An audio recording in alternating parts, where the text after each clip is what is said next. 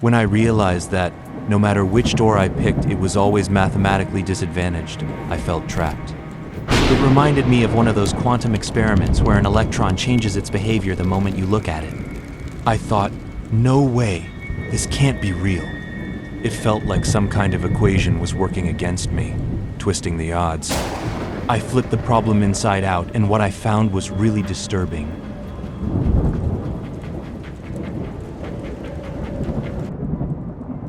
What if the things we think are just absolutely locked down, mathematically certain, what if they aren't? Really? We're diving into, well, a real paradox today. Yeah. One of those thought experiments that just feels inherently trappy. It's like the puzzle itself, the calculation, it just seems to work against whatever you chose first. We're looking at the Monty Hall problem today, but specifically that weird feeling, That feeling when you realize, wait, no matter which door I pick first, the classic math says I'm already disadvantaged. It is unsettling, isn't it? That sense that the game is sort of rigged against your intuition from the start. Yeah. And it reminded me of something our source for this deep dive, Vendeur Pro, brought up that strange link to, quantum physics. Oh, absolutely. That comparison is fascinating. In the quantum world, just observing a particle, or even defining how you'll observe it, changes its behavior. Right. And Vendeur Pro suggests something similar happens here. The way you frame the probability problem at the start, how you define the blocks, fundamentally shifts the winning move. It's not just about watching the outcome unfold. It's about how you set the stage. Exactly. Choosing the boundaries, the frame. That choice itself changes the probability landscape right away.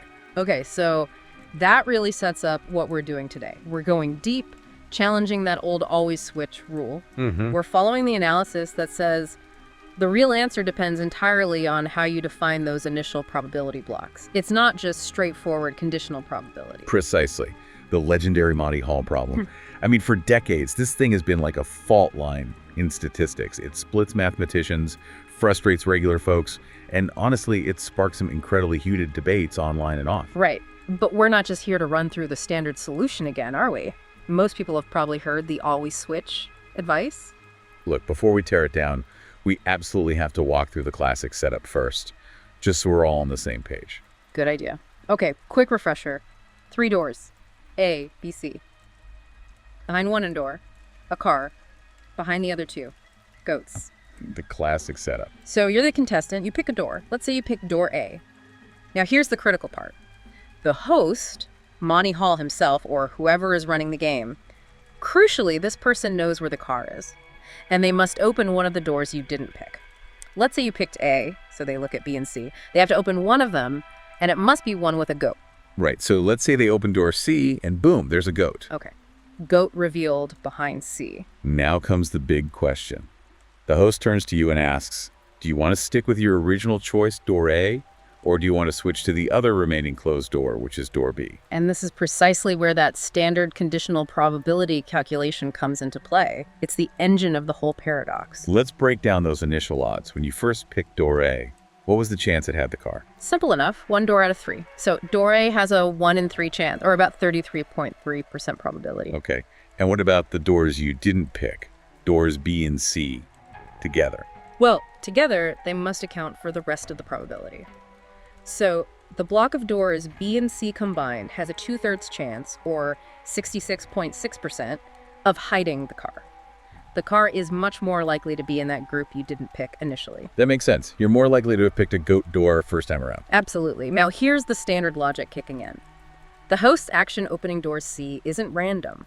They knew not to open the car door if it was behind C, and they knew not to open your door, A. They had to open a goat door from the B and C block. So they didn't just randomly eliminate C. No. And because their choice was informed and constrained, the standard argument goes, opening door C doesn't change the initial 2/3 probability assigned to that B and C block. Instead, by revealing the goat behind C, the host essentially concentrates that entire 2/3 probability, which was previously spread across B and C, solely onto the remaining door in that block, or B. So the key is that door A, my original choice, its probability never changed. It just stayed stuck at 1/3. It didn't learn anything new from the host opening C. That's the core of the classic explanation. Door A remains at 1 in 3. Door B, however, effectively inherits the entire 2/3 probability of the B plus C block. It's like door B won the mini lottery between B and C. So door B is now sitting at 2/3 chance, while my door A is still at 1/3. Exactly. And 2/3 is literally twice as much as 1/3. Which leads directly to the famous conclusion. Yep. You double your chances of winning if you switch. So the standard advice, backed by pretty much all statisticians, is always switch. Right, that's the foundational model. And just to add a bit more detail on why the focus is so intensely on that B plus C block. Yeah. From a Bayesian perspective, or using conditional probability, or asking, given the near information that the car is not behind door C, how does that update the likelihood of A versus B? Since the host guaranteed to show you a goat, and they showed you C, all the initial probability weight associated with the uncertainty of the B plus C block gets funneled into B. Door A's probability isn't updated by that specific reveal because C wasn't A. Okay. That makes the logic tight. If you accept that B plus C block is the only way to look at it. Okay, so the math seems solid, always switch. But here's where it gets, well, weird. Or at least where the doubt starts creeping in for a lot of people as the sources really dig into. That's where it starts feeling a bit weird, that little itch in your brain. Our analyst really dug into this, questioning what the host's move actually does. We know he has to show a goat. So is that force move really giving us probability shifting info, or is it just, theater, making the show last longer? That's the exact psychological pushback, isn't it? Our gut feeling rebels. It wants to say, hold on, the real game only starts now, with 2 doors left, A and B. Yeah, it feels like a reset. And at that point, our deeply ingrained 50-50 intuition just kicks in like crazy. 2 options left. Must be a coin flip. And you see that logic everywhere, right? Like in elimination games. Think about, say, a battle royale game scenario. Okay, like in a video game. Sort of. Imagine 3 finalists left. Player A, player B, player C. Each starts with a 1/3 chance of being the ultimate winner. Now, suppose player C gets eliminated completely randomly. Maybe a random event takes them out, like, I don't know, a freak lightning strike. Okay, pure chance elimination. In that case, the odds for the remaining players, A and B, instantly reset to 50-50. Why? Because C's elimination was random. It didn't depend on any hidden knowledge about who was the best player or who was supposed to win. The system effectively resets because the removal gave no conditional information relative to A and B's initial chances. Right. Unlike Monty Hall, where the host knows where the prize is and acts based on that knowledge. Precisely. The host's action is dependent, not random. That's the key distinction in the classic view. What about the other comparison? Who wants to be a millionaire? Yeah, the 50-50 lifeline. You have, say, 3 answers left, A, B, C. 1 is right. You use the lifeline. The computer knows which answers are wrong, and it deliberately removes one of the wrong ones, say C. That sounds a lot like Monty Hall, doesn't it? A known loser is removed. It does sound analogous, but psychologically, how do most people react? They see 2 answers left, A and B, and they tend to think, okay, now it's a 50-50 shot between these 2. Yeah, you feel like the lifeline just cleaned things up for you. Made it a fair coin toss. Exactly. We treat it like a helpful service that simplified the choice, not as an action that somehow transferred probability. Our brain seems to want that clean slate, that fresh 50-50 start, even if technically information was used to remove the wrong answer. That desire for a simple 50-50 is powerful. So powerful that the sources even explored a really tricky variant to push this tension. Okay, let's push that doubt. There's a variant that really messes with your head and shows how framing can manipulate things. Imagine the host opens door B. Okay. But instead of a goat, he shows you 2 new doors inside, B prime and B double prime. Then he opens B double prime goat. So now you've got your original door A and this weird internal door B prime left. Uh-huh. That's complex. Even with all that weirdness, that extra layer, your mind still tends to snap towards thinking it's 50-50 between A and B prime. It's a powerful intuition. Even in that mess, peeling back layers of doors. What does the intuition do? The sources suggest the 50-50 thinking picks right back in. 2 things left, A and B prime must be equal chance. Wow. So these little steps, these like small victories against uncertainty, as the source called them, where the host predictably removes a loser, they really create this deep psychological tension. They absolutely do. They make you question if that always switch rule really captures everything, especially how we perceive odds changing when things get eliminated in a way that feels helpful, even if it's constrained. The mind really oscillates between that calculated 2/3 and the comfy 50-50. And this tension is really at the heart of the online debate, especially the clash mentioned in the sources between Let's call the standard view defender a quatre. That's pronounced a quatre. Okay, a quatre, the conditional probability hardliner. Right. And the challenger, the framer, vendor pro, their arguments really crystallize the conflict. A quatre's position is strong because it leans entirely on the accepted mathematics of conditional probability. They stress, quite correctly under the standard model, that the host isn't picking a door randomly to open. Right, the host always opens a goat door based on their knowledge. Exactly. And Equator argues this informed action provides crucial conditional information. It fundamentally changes the probability landscape for the doors you didn't pick. And they really hammer home the numbers, don't they? Door A stays stuck at 1/3. Door B jumps to 2/3. Precisely. A quattro emphasizes 2/3 is double 1/3. This isn't just theoretical. Switching gives you a tangibly better chance of winning over the long run. End of story, mathematically speaking. Your intuition is simply wrong. Makes sense from that perspective. Override the gut feeling with the math. But then comes Vendor Pro's counter. They focus on what they call the fallacy of thinking that the eliminated door still counts in the final round's probability. What does that mean exactly? How can the eliminated door not count? Vendor Pro's argument is subtle. They say, because the host's action is totally predictable within its constraints, they will show you a goat that action becomes, in their view, unnecessary noise. It's like a bit of stage magic that doesn't actually change the core choice you face at the end. So if the host's move is just noise, what's the implication? Where does that lead? It leads to a pretty radical simplification. Vendor Pro suggests you should treat the game almost as if the host told you up front, look, you picked door A, that's 1 and 3, but don't worry, I know where the car is, and I promise I'll remove one of the goat doors before you make your final decision. So really, you'll end up choosing between 2 doors. So by framing the host's action as guaranteed and therefore irrelevant to the final odds calculation between the last 2 doors, they try to reduce it back to a 50-50 choice between the 2 remaining doors.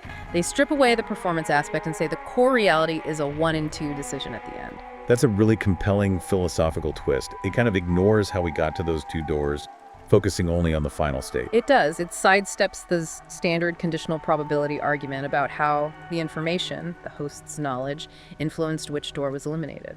Now, to push back against this powerful 50-50 intuition and Vendor Pro's framing, proponents of always switch often bring out the big guns, right? Like that Raphael G8801 mentioned in the sources, pronounced Raphael G8801. Yes, the scale argument, the 1,000 doors example. It's designed specifically to demolish that 50-50 feeling. Lay it out. How does the 1,000 door version work? Okay, imagine 1,000 closed doors. Only one has the car. You pick one, say door number 1. Your initial chance is tiny, right? 1 in 1,000. Minuscule. Pretty sure I picked a goat. Almost certainly. Now, the host, who knows where the car is, opens 998 other doors, revealing 998 votes. They deliberately leave only 2 doors closed. Your door 1 and one other door, let's say door 750. Wow. Okay, so it's my initial long shot pick. Door 1 versus door 750. Now, the host asks, stick with door 1, your 1 in 1,000 guess, or switch to door 750. In that scenario, the 50-50 intuition just vanishes, doesn't it? It feels overwhelmingly likely the car's behind door 750. Exactly. Your door 1 still only has that original pathetic 11,000 chance. Where did the other 999 and 1,000 probability go? It had to get concentrated onto door 750 because the host deliberately avoided opening it while clearing out all the other losers from that massive block of unchosen doors. So switching seems like a no-brainer. You go from a 11,000 chance to a 9,991,000 chance. And this is typically presented as the ultimate proof. The intuition fails at scale, the math holds, always switch. It seems irrefutable. But you said this sets the stage for Vendor Pro's counter. How can they argue against this? Because Vendor Pro argues that even this powerful caricature relies on accepting the host's implicit framing of the problem, focusing on the block of doors you didn't choose. What if, they ask, we choose a different block? Okay, let's pause here because this is crucial. We need to be clear. The standard math, applying conditional probability to that block of unchosen doors, B plus C, or doors to 1,000, it is mathematically sound. The always switch conclusion is correct if you play within those rules, within that imposed frame. Right. The standard conclusion follows from the standard setup. But Vendor Pro's challenge is fundamental, it asks. Why must we accept that frame? Why is the block of doors you didn't pick the only valid high probability group to consider? What if we define the high probability block differently? So the standard approach forces us to look at B and C, because together they have a 2/3 chance initially. And it leads to the big question, why, in the standard version, are we forced to only think about the B and C block? Vendor Pro really hammers this point. Why is that specific block the only one allowed to receive the updated probability? It feels arbitrary, like picking one side of an equilateral triangle and saying only this side matters. Exactly. This is where it gets interesting, yeah. It moves beyond just arguing about 50-50. The source asks a fundamental question. Why do we have to compare our door, A, against the block of the other doors, B plus C? Like, is that the only way to slice it? Apparently not. But is there, like, a mathematical law that says you can't define a block that includes your own door? Mathematically, no. There's no rule against it. You can define your conceptual probability blocks however you want, as long as you're consistent. So the classic way emphasizes B plus C having that initial 2/3 chance. Right. That's the frame we're usually given. But what if? Yeah. What if we looked at block A plus B instead? That also has a 2/3 chance of containing the car, right? Or A plus C. Precisely. Each block of two doors initially holds a 2/3 probability.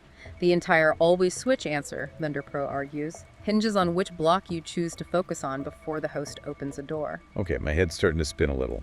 Walk me through the alternative calculation. How do we make door A the winner? The don't switch path.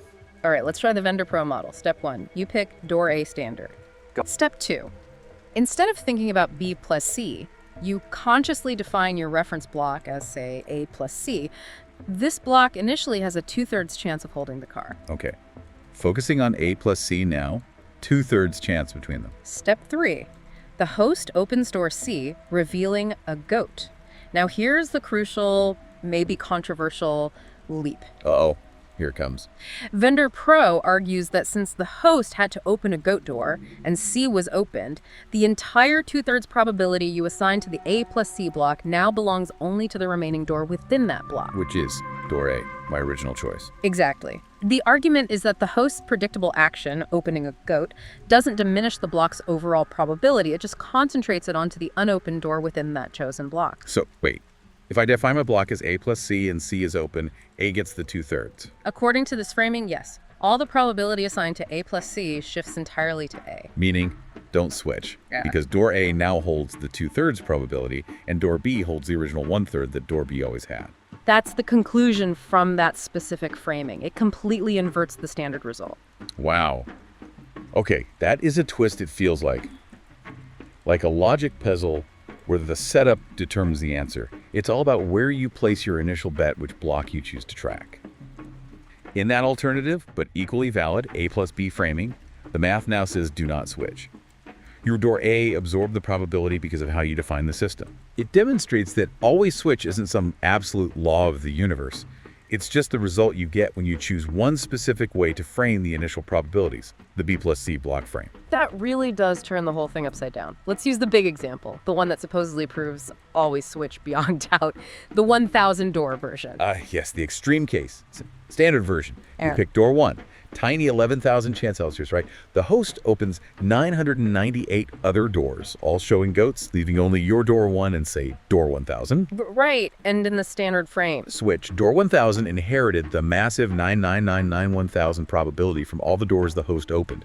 Switching is almost guaranteed to win. Okay, now, apply Vendor Pro's block twist to the 1,000 doors. Okay, you picked door 1.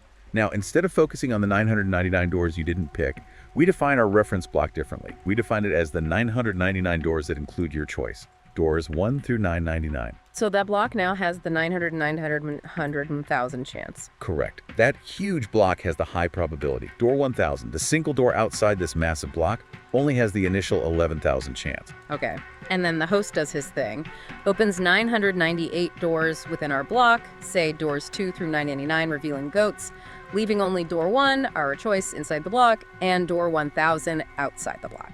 Now think about our chosen frame. The host eliminated all uncertainty within our defined 999 to 1,000 block, except for door 1.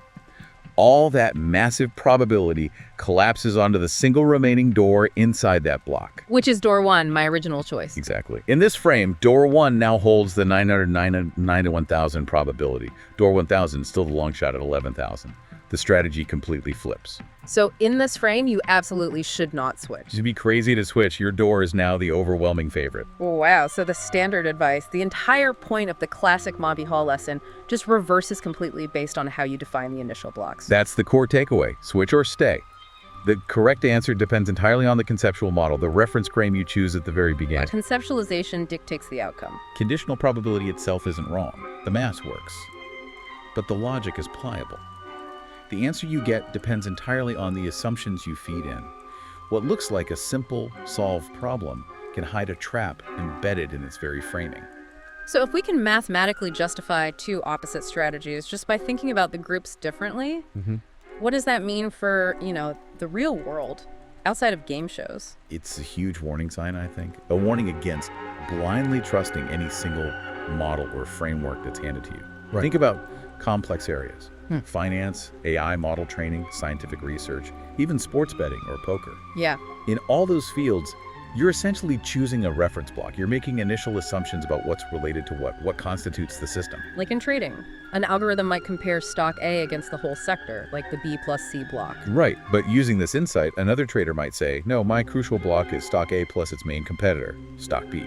That's their A plus B frame. And then when some external event happens, like a crash in a totally different market, door C getting opened. The conclusion each trader's model reaches, buy or sell, could be completely opposite, depending entirely on which initial reference block they chose. The model's certainty is a product of its setup. So it forces you to look beyond the final calculation and really question the initial setup, the assumptions. Definitely. And it raises a really fundamental point. If both staying and switching can be correct, depending purely on the frame you choose, then maybe true certainty is, well, kind of fragile.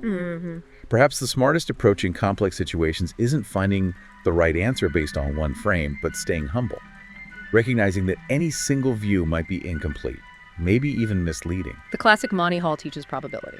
But this reframing teaches us about the assumptions behind the probability, the fragility of the frames we use. Uncertainty is inherent. So, the takeaway for you, the listener, when you encounter complex arguments, big claims, especially where stakes are high, the call to action is to actively challenge the structure. Ask yourself, what frame is being presented here? Is it the only one? Are they making me focus only on the unchosen block of risks or possibilities? Could I define a different block, one that includes my current perspective or choice, and see if the logic still holds? Okay, so wrapping up, the final thought from Vendeur Pro feels pretty potent now. It applies way beyond this puzzle. What was it again? The more certain we feel, the greater the risk, and a wrong move could be devastating. Oof. Yeah, that hits differently after running through these alternative frames. Makes you wonder, doesn't it? What other things are we absolutely certain about just because we've only ever looked at them through one specific frame? Definitely food for thought. That was The Deep Dive, the show that flips logic upside down.